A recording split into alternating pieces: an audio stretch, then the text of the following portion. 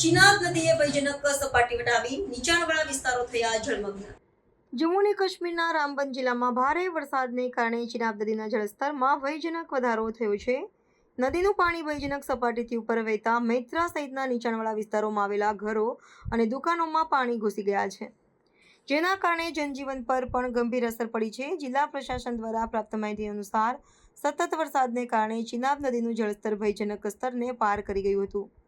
મોડી રાત્રે નદીમાં પાણીનું સ્તર 49 ફૂટ સુધી પહોંચી ગયું છે, જે ભયજનક સપાટી કરતાં ઘણું ઊંચું છે। પરિણામે મૈત્રા, કોબાંગ અને શેરી જેવા નદી કિનારાના વિસ્તારોમાં પૂરની સ્થિતિ સર્જાઈ હતી અને તકેદારીના ભાગરૂપે અનેક પરિવારોને સુરક્ષિત સ્થળોએ ખસેડવામાં આવ્યા છે।